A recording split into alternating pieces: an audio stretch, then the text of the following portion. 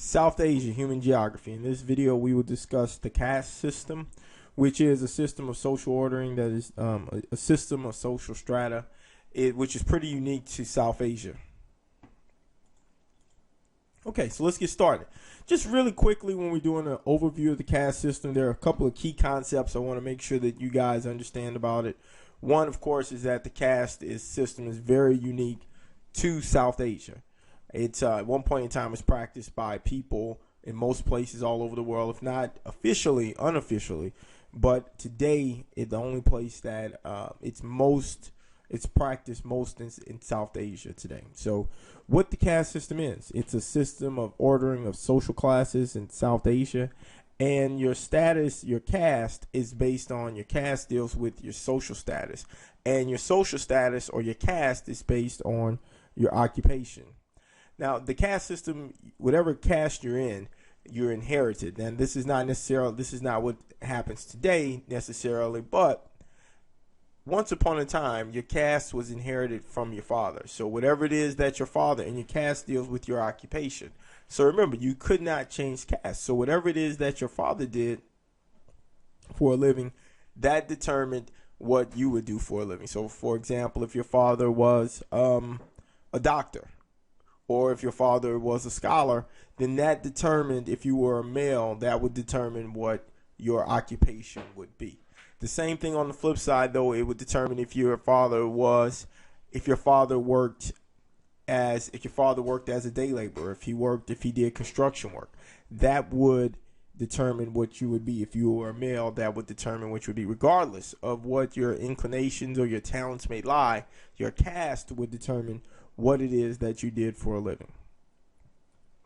At one time, the caste system was very, very rigid, and you could not move out of your caste. So once, like I stressed, of course, not being able to move in and out of your caste, this affected the level of education that you were able to receive. If you were able to receive any education, if you were born into a high caste, then you were able to receive education for that caste. If you were not, it did not matter how smart you were or how talented you were. Your options were dictated by the caste that you were born into.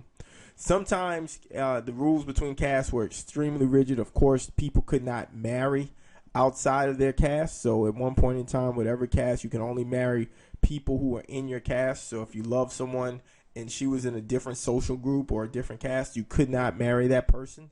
And in some cases, the rules were so rigid that they prohibited touching between members of different social groups. And of course, your occupation, once again, your occupation is determined by birth. And what I would like to stress that this is no longer the case in South Asia, where you still have caste, but it's not the rigid social structure where your occupation or your life's choices are determined by the caste that you're born in. Probably not any more than it is in anywhere else around the country. Anywhere else in the world. If you're born, of course, if you're born normally to parents of means, you generally have more options available to you. That is anywhere in the world. But if you are not born to necessarily a parent of means, that does not mean that you cannot rise, or if you're industrious and work hard, and that you cannot change what is going to change your occupation or find something you cannot pursue your talent. So the caste system is no longer in place. Talking a little bit about the history of the caste system, it was believed to be introduced by the Aryans when they migrated to India. It is not, the caste system is not indigenous to South Asia. This is brought in by warriors and nomadic Aryan invaders around 1500 BCE.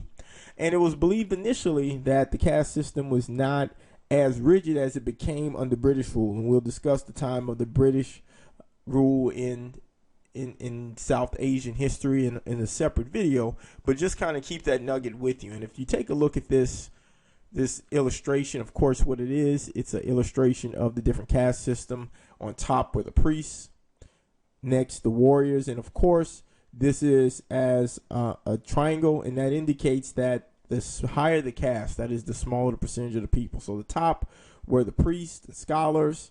Number two, or the second most prestigious caste, were the warriors and traders. Number three are the merchants, farmers, and craftsmen. The Sudras at the bottom, these are the laborers and servants. And it's not showing in this picture, but there is a separate caste which were called the outcasts. Okay, they were the untouchables. One of the Hindu legends states that the caste system was developed when the universe, in this particular legend, they believe that the universe was in a form of a giant named Pasura, and so that the caste system was developed out of the body parts of Pasura. So Pasura was cut up, and his body parts made up the caste system. And just according to this one particular legend, there are many legends through the Hindu belief system, but this one particular legend says that Pasura's mouth became the top caste, became the caste. His head and mouth became the top caste, the caste of scholars. And that's up about to 3.5% of the population of South Asia are in this caste. His arms made up the second caste of warriors, and that's about 5.5%. If you guys think about that, it makes sense. If people are warriors, you fight with your arms. Those are warriors and merchants.